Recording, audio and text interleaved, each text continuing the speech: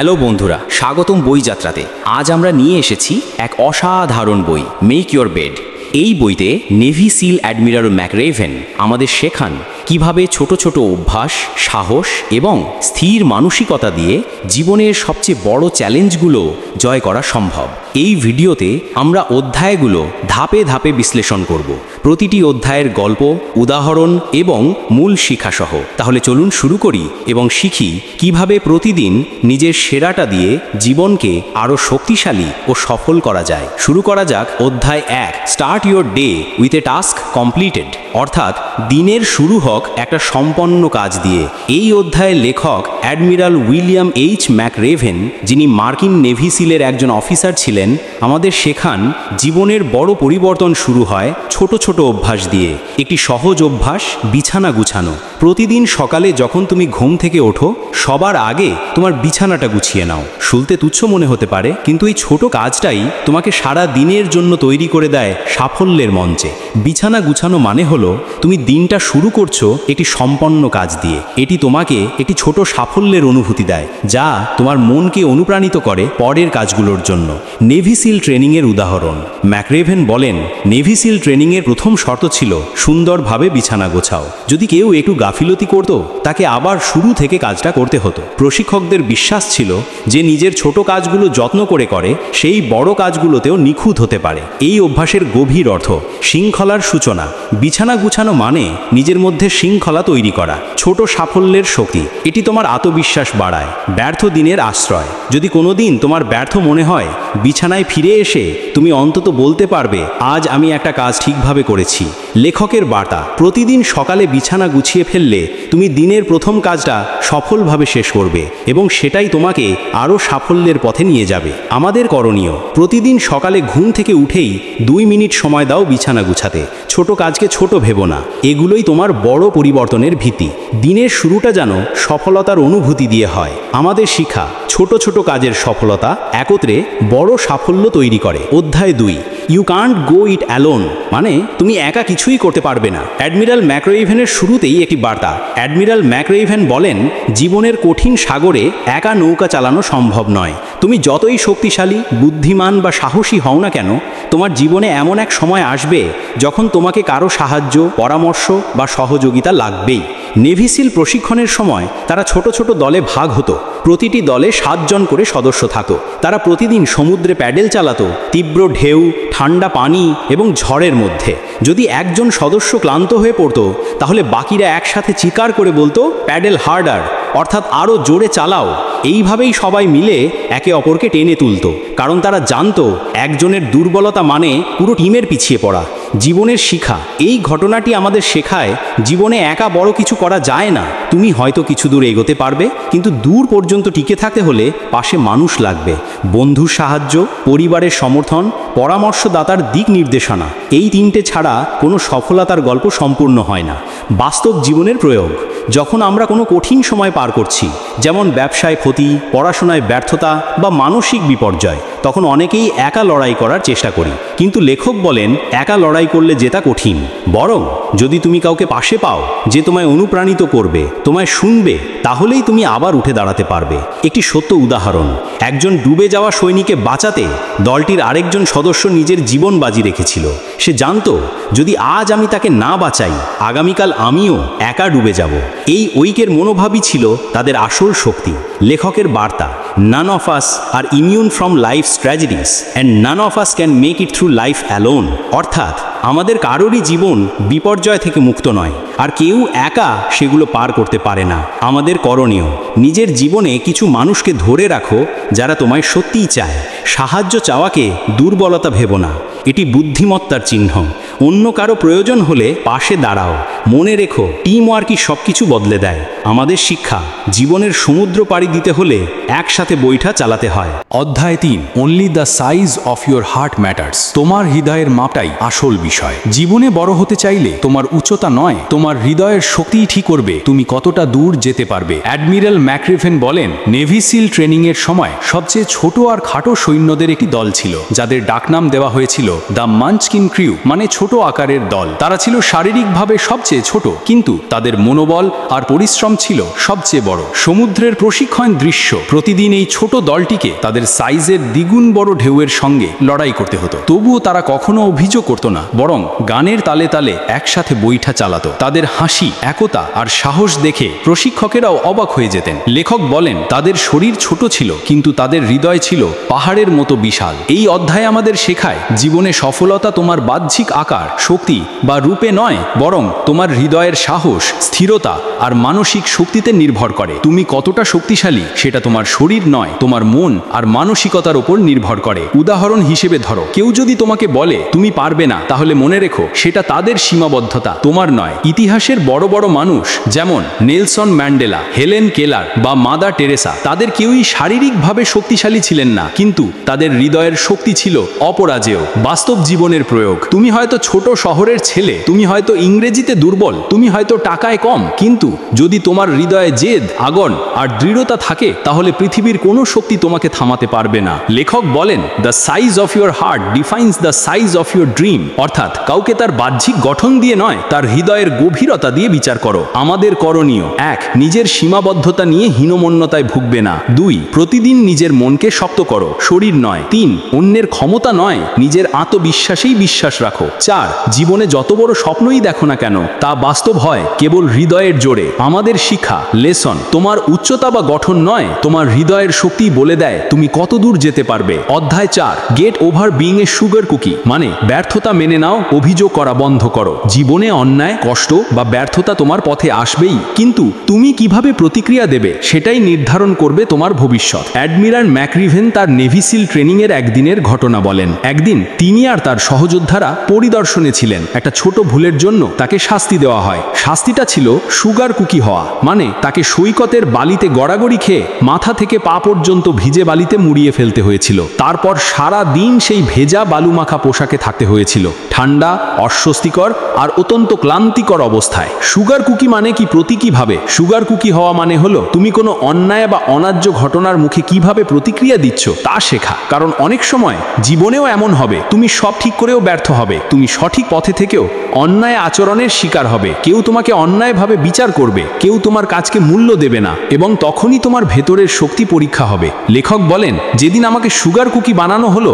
সেদিন আমি বুঝলাম জীবন সবসময় ন্যায্য নয়, কিন্তু অভিযোগ করলে জীবন আরো কঠিন হয়ে যায়। তাই জীবনের কঠিন সময়গুলোতে তোমাকে করতে হবে একটাই কাজ, অভিযোগ নয়, মেনে নেওয়া ও এগিয়ে যাওয়া। প্রশিক্ষকেরা বলেন, যদি তুমি ন্যায্যতার জন্য অপেক্ষা করো, তাহলে তুমি কখনো শেষ পর্যন্ত টিকে থাকতে পারবে না। কারণ নেভি সিল ট্রেনিং এমনভাবে তৈরি, যেখানে তোমাকে শারীরিক নয়, মানসিক শক্ত করে তোলা হয়। তোমাকে শিখতে হয় কষ্ট সহ্য করতে, ব্যর্থতাকে গ্রহণ করতে এবং অভিযোগ না করে নিজের কাজ করে যেতে। বাস্তব জীবনের প্রয়োগ। কখনো তোমার প্রমোশন অন্য কেউ পেয়ে যাবে, পরীক্ষায় অন্যায়ভাবে মার্কস কম পেতে পারো, বন্ধুরা তোমার যোগ্যতা বুঝবে না। এই সময়গুলোতেই মনে রেখো, সুগার কুকি হও কিন্তু থেমো না। অর্থাৎ কষ্ট, অপমান বা অন্যায় সহ্য করো, কিন্তু তোমার গতি থামিও না।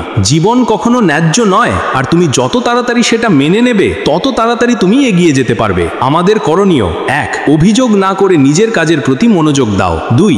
ব্যর্থতাকে লজ্জা নয়, শেখার সুযোগ ভাবো। 3. অন্যায় ঘটলে ভেঙে পড়ো না, ওটা তোমার সহ্য শক্তির পরীক্ষা। 4. মনে রেখো, জীবন কারোর জন্য সহজ নয়, তাই প্রতিটি আঘাত তোমাকে আরো শক্ত করে তোলে। আমাদের শিক্ষা, লেসন, অন্যায় আর ব্যর্থতাকে অভিযোগ না করে সহ্য করাই সফলতার প্রথম ধাপ। অধ্যায় 5, don't be afraid of the circus. অতিরিক্ত কষ্টকে ভয় পেও না, ওটাই তোমাকে আরও শক্ত করে তোলে। তোমার জীবনের সবচেয়ে কঠিন দিনগুলোই তোমাকে গড়ে তোলে, যদি তুমি সেই কষ্ট থেকে পালিয়ে না গিয়ে সেটাকে গ্রহণ করতে পারো। নেভি সিল প্রশিক্ষণের সময় প্রতিদিন ছিল চরম পরিশ্রম, ঠান্ডা, ভয় আর ব্যথার মিশ্রণ। কিন্তু সবচেয়ে ভয়ঙ্কর জিনিস ছিল দ্য সার্কাস। এটা কোনো বিনোদন নয়, বরং শাস্তি। যে সৈনিক নির্ধারিত মানে পৌঁছাতে পারত না, তাকে দ্য সার্কাসে পাঠানো হতো। এর মানে হলো দিনের শেষে 2 ঘন্টা অতিরিক্ত কঠিন ট্রেনিং, যেখানে শরীর ভেঙে পড়ে, পেশি ব্যথায় জ্বলে আর মনে হয় এখনই হাল ছেড়ে দিতে হবে। দুঃখের লেখকের নিজের গল্প। একদিন লেখক ও তার সহকর্মী একসাথে ব্যর্থ হন। তাদের দুজনকেই পাঠানো হয় সার্কাসে। প্রথম দিন, দ্বিতীয় দিন, তৃতীয় দিন শরীর এতটাই ক্লান্ত হয়ে পড়ে যে মনে হচ্ছে আর পারবে না। কিন্তু 1 সপ্তাহ পর তারা লক্ষ্য করলো তাদের শরীর আরও শক্তিশালী হয়ে উঠছে, তাদের সহনশক্তি বেড়ে গেছে এবং বাকি দলের চেয়ে তারা এখন দ্রুততর। লেখক তখন বুঝলেন সার্কাস আসলে ছিল শাস্তি নয়, বরং এক ধরনের উপহার, যা তোমাকে তোমার সীমা ছাড়িয়ে যেতে শেখায়। এই অধ্যায়ের শিক্ষা হলো কষ্ট, ব্যর্থতা আর চ্যালেঞ্জকে ভয় পেও না, কারণ প্রতিটি কষ্টই তোমার ভেতরের অসাধারণ সংস্করণটা তৈরি করে। যে মানুষ জীবনের সার্কাস থেকে পালিয়ে যায় সে কখনো শক্ত মানুষ হতে পারে না, কিন্তু যে মুখোমুখি হয় সেই হয়ে ওঠে নেতা, বিজয়ী আর অনুপ্রেরণা। বাস্তব জীবনের উদাহরণ, তুমি যদি পরীক্ষায় ফেল করো ওটা তোমার সার্কাস, তুমি লড়াই করো। কেউ যদি তোমাকে অবমূল্যায়ন করে ওটা তোমার সার্কাস, প্রমাণ করো তুমি পারো। জীবনে কঠিন সময় এলে পালিও না, কারণ এই কষ্টই তোমাকে গড়ে তুলছে। Dialogue, life is a struggle and the potential for failure is ever present, but those who live in fear of failure or hardship will never achieve their potential. অর্থাৎ জীবন মানেই সংগ্রাম, ব্যর্থতার ভয় সবসময়ই থাকবে, কিন্তু যারা ভয় পেয়ে পিছিয়ে যায় তারা কখনো নিজের আসল সম্ভাবনা খুঁজে পায় না। আমাদের করণীয়, কষ্টকে অভিশাপ নয় শেখার সুযোগ ভাবো, ব্যর্থতার ভয়কে শক্তিতে রূপান্তরিত করো। যে কাজটা সবচেয়ে ভয় লাগে সেটাই করো, ওখানেই তোমার উন্নতি লুকিয়ে আছে। মনে রেখো, সার্কাস তোমাকে দুর্বল নয়, অজেয় করে তোলে। আমাদের শিক্ষা। ডায়লগ, জীবনের কষ্ট থেকে পালিও না, কারণ সেটাই তোমাকে তোমার সেরা সংস্করণে পরিণত করে। অধ্যায় 6, স্লাইড ডাউন দি অবস্টেকল হেড ফার্স্ট। ঝুঁকি নিতে শেখো, ভয়কে জয় করো। যদি তুমি জীবনে বড় কিছু করতে চাও তাহলে কখনো কখনো মাথা আগে দিয়ে লাফ দিতে হয়, কারণ নিরাপদ পথে কেউ কিংবদন্তি হয় না। নেভি সিল ট্রেনিংয়ের একটি সবচেয়ে কঠিন অংশ ছিল অবস্টেকল কোর্স, মানে বাধা পার হওয়া ট্রেনিং। এর মধ্যে সবচেয়ে ভয়ঙ্কর চ্যালেঞ্জ ছিল দ্য স্লাইড ফর লাইফ নামের এক দড়ির ব্রিজ, যা 2 পাহাড়ের মাঝে টানানো ছিল প্রায় 200 ফুট ওপরে। সব ট্রেনই সাধারণভাবে করত, দড়ির নিচে পা ঝুলিয়ে ধীরে ধীরে এগোনো, যাতে ঝুঁকি কম থাকে। কিন্তু একদিন এক ট্রেনি ভিন্ন কিছু করলো, সে মাথা আগে দিয়ে উল্টো হয়ে স্লাইড করলো। সবাই অবাক, সে ভয় পায়নি, বরং সবচেয়ে দ্রুত সময়ের রেকর্ড ভেঙে ফেললো। এই ঘটনার মাধ্যমে লেখক বলেন, কখনো কখনো তোমাকে ভয়কে পেছনে ফেলে ঝুঁকি নিতে হবে। যদি তুমি সবসময় নিরাপদ দিকটাই বেছে নাও তাহলে হয়তো ব্যর্থতা এড়াতে পারবে, কিন্তু সফলতার নতুন দরজা কখনো খুলবে না। জীবনের প্রতিটি বড় অর্জনের পেছনে একটা সাহসী সিদ্ধান্ত থাকে, যেখানে কেউ মাথা আগে দিয়ে ঝাঁপ দিয়েছে। নেভি সিল ট্রেনিং শুধু শারীরিক নয়, মানসিক পরীক্ষাও তারা নেয়। তারা শেখে ভয়কে কেবল তখনই হারানো যায় যখন তুমি ভয়টার দিকে এগিয়ে যাও। যদি তুমি ভয় এড়িয়ে যাও তাহলে ভয় তোমাকে নিয়ন্ত্রণ করবে, কিন্তু তুমি যদি ভয়কে সম্মুখে দাঁড়িয়ে মোকাবেলা করো তাহলে ভয় তোমাকে শ্রদ্ধা করবে।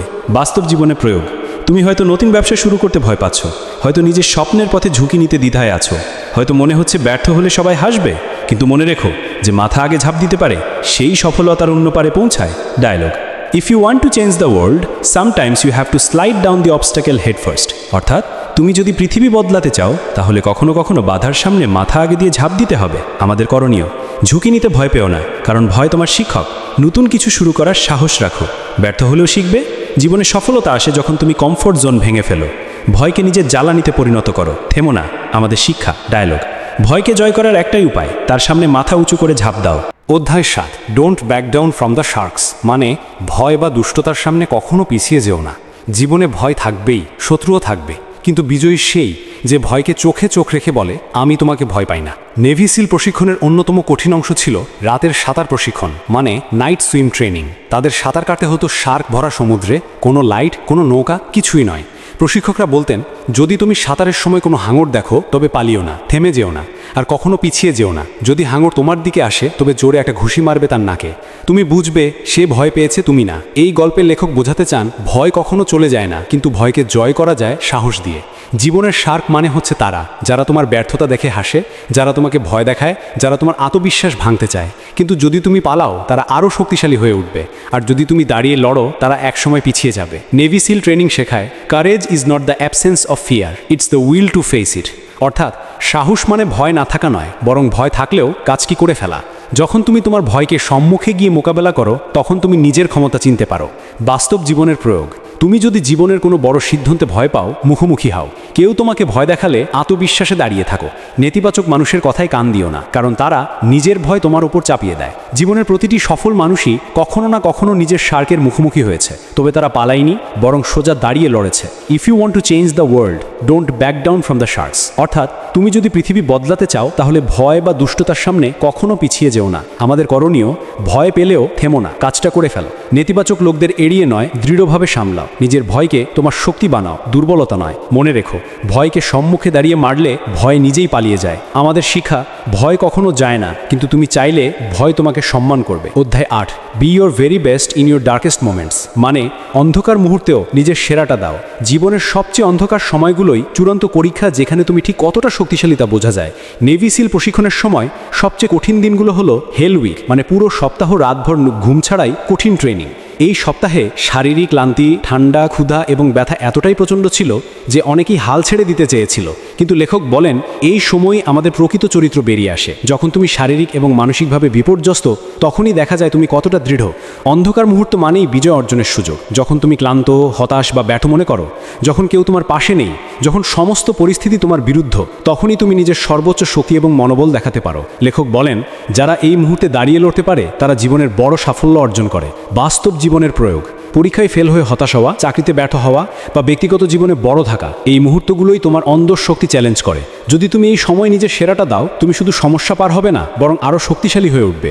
নেভি সিল ট্রেনাররা বলতেন যেই মুহূর্তে তুমি মনে করো হাল ছেড়ে দাও, তাই তোমার প্রকৃত পরীক্ষা। অনেক সৈনিক এই সময়ে নিজেদের সেরা পারফরমেন্স দেয়, যারা হাল ছেড়ে দেয় তারা শিখতে পারে না। এটাই জীবনের সবচেয়ে বড় শিক্ষা। Life will test you at your worst moments and that's when you show your true strength. অর্থাৎ জীবন তোমাকে সবচেয়ে খারাপ সময় পরীক্ষা করবে এবং তখনই তুমি নিজের প্রকৃত শক্তি দেখাবে। আমাদের করণীয়, কঠিন পরিস্থিতিতে হাল ছেড়ো না, নিজের সেরা পারফরমেন্স দাও, যতই পরিস্থিতি খারাপ হোক। মনে রেখো এই মুহূর্তই তোমাকে বড় করে তোলে। প্রতিটি কঠিন সময়কে শেখার এবং নিজের ক্ষমতা দেখানোর সুযোগ মনে করো। আমাদের শিখা, অন্ধকার মুহূর্তে নিজের সেরাটা দাও, সেই মুহূর্তই তোমার সত্যিকারের শক্তি প্রকাশ করে। অধ্যায় 9, start singing when your up to your neck in mud. কঠিন সময়ও আশাবাদী থাকো। যখন জীবন তোমাকে কাদায়, ব্যথিত করে অথবা গলদ ঘেঁষে রাখে, তখনই গান গাও এবং আশা হারিও না। লেখকের অভিজ্ঞতা, নেভি সিল প্রশিক্ষণের সময় একটি ভয়ঙ্কর ব্যায়াম ছিল মাড এক্সারসাইজ, যেখানে সৈনিকদের গলা পর্যন্ত কাদা ভর্তি খালায় নামতে হতো। শরীর ক্লান্ত, ঠান্ডা, কাদা ঢেকে ব্যথা, কিন্তু কিছু সৈনিক ছিল যারা এই সময়েও গাইতো গান আর হাসতো, মজা করত।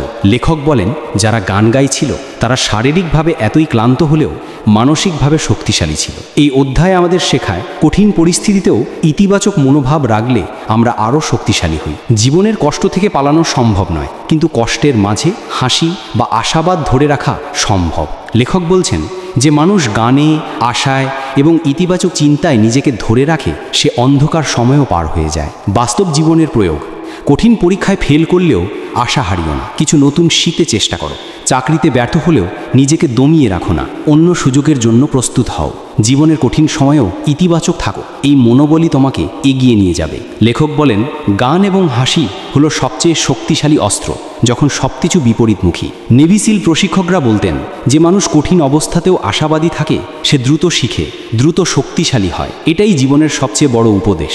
দেখতে যত কঠিন পরিস্থিতি হোক, মনোবল হারিও না। সিনঙ্গমে অধ্যায় 10, don't ever ring the bell. কখনো হাল ছেড়ো না। জীবনে যত কঠিন পরিস্থিতি আসুক, তুমি হাল ছেড়ো না, কারণ বিজয়ীর চিহ্ন হলো স্থির থাকা। নেভি সিল প্রশিক্ষণে বেল ছিল এক ধরনের সুন্দরভাবে ভাঙা নিরাপদ উপায়। যদি কেউ ভেঙে পড়ে আর সহ্য করতে না পারে, তাহলে সে বেল বাজিয়ে প্রশিক্ষণ থেকে ছাড় পেত। প্রশিক্ষণ চলাকালীন অনেকেই বাজাতো, কিন্তু লেখক বলেন যে কেউ বেল বাজালো সে নিজেকে হারিয়ে ফেলল, যে কেউ দাঁড়ালো সে নিজের সীমা ছাড়িয়ে গেল। এই অধ্যায়ের মূল বার্তা হলো কখনো হাল ছেড়ো না, কখনো সহজ পথ নাও না। জীবনে সহজ পথ সবসময় তোমাকে ক্ষমতা থেকে দূরে রাখে, কিন্তু স্থির থাকা, লড়াই চালিয়ে যাওয়া এবং নিজের উপর বিশ্বাস রাখাটা তোমাকে সত্যিকারের শক্তিশালী এবং সফল করে তোলে। বাস্তব জীবনের প্রয়োগ, তুমি যদি কোনো কঠিন লক্ষ্য পূরণ করতে চাও, বেল বাজানো মানে হাল ছেড়ে দেওয়া। ব্যবসা ব্যর্থ হয়ে গেলে হাল ছেড়ো না, নতুন পরিকল্পনা করো। ব্যক্তিগত জীবনে ব্যর্থ হলে থেমো না, আবার চেষ্টা করো। লেখক বলেন সফলতা সেইদেরই আসে যারা কখনো বেল বাজায় না। নেভি সিলদের শিক্ষা, নেভি সিল প্রশিক্ষকরা বলতেন life will knock you down but the real heroes never ring the bell. অর্থাৎ জীবন তোমাকে কতবারই না ঢেলে দেবে, কিন্তু প্রকৃত বিজয়ীরা কখনো হাল ছাড়ে না। সিনঙ্গমাচ অধ্যায় 11, লেখকের বার্তা don't ever ring the bell, keep going no matter what. অর্থাৎ কখনো হাল ছেড়ো না, যে কোনো পরিস্থিতিতেও এগিয়ে যাও। টার্গেট, আমাদের করণীয় 1, হাল না ছাড়ার মানসিকতা তৈরি করো। 2, কঠিন পরিস্থিতিতেও স্থির থেকো। 3, নিজের লক্ষ্য থেকে কখনো বিচ্যুত হয়েও না। 4, মনে রেখো বিজয়ীরা সেই জন্যই বিজয়ী যারা থেমে যায়নি। বইপত্র, আমাদের শিখা লেসেন, কখনো হাল ছেড়ো না, এটাই জীবনের সবচেয়ে শক্তিশালী শিখন। মেক ইওর বেড বইটি শেখায় ছোট ছোট অভ্যাস, সাহস, দৃঢ়তা এবং ইতিবাচক মনোভাবই জীবনের বড় সফলতা এনে দেয়। প্রতিদিন সকালে বিছানা গোছানো, ভয়কে জয় করা, কঠিন পরিস্থিতিতে আশাবাদী থাকা, এসব অভ্যাসেই লুকিয়ে আছে জীবনের সেরা শিক্ষাগুলো। ছোট ছোট অভ্যাস, সাহস আর দৃঢ়তা, এই তিনটির মাধ্যমেই বড় পরিবর্তন সম্ভব। আজ আমরা শিখলাম মেক ইওর বেড বই থেকে এক ছোট কাজের শক্তি প্রতিদিন সকালে বিছানা গোছানো ছোট সফলতার অনুভূতি দেয়। 2 সহযোগিতার গুরুত্ব, জীবনে একা কিছুই সম্ভব নয়, পাশে মানুষ দরকার। 3 হৃদয়ের শক্তি, বাহ্যিক শক্তি নয়, সাহসী মন আর হৃদয়েই বড় অর্জন। 4 ভয় ও ব্যর্থতা জয় করা, কষ্ট, চ্যালেঞ্জ বা অন্যায়কে ভয় ভেবে নয়, লড়াই করে জয় করো। 5 আশাবাদী থাকা, কঠিন মুহূর্তেও ইতিবাচক মনোভাব আর হাসি রাখো। সবচেয়ে গুরুত্বপূর্ণ শিক্ষা, কখনো হাল ছেড়ো না এবং প্রতিদিন নিজের বেস্টটা দেবার চেষ্টা করো। এই বই শুধু নেভি সিলদের গল্প নয়, এটি আমাদের শেখায় জীবনের প্রতিটি মুহূর্তকে মূল্য দিয়ে সফলতার দিকে এগিয়ে যাবার পথ। তুমি যদি এই ভিডিওটি পছন্দ করো তাহলে লাইক দাও, শেয়ার করো আর বইযাত্রা চ্যানেলটি সাবস্ক্রাইব করতে ভুলো না। মনে রেখো, ছোট অভ্যাস বড় পরিবর্তন।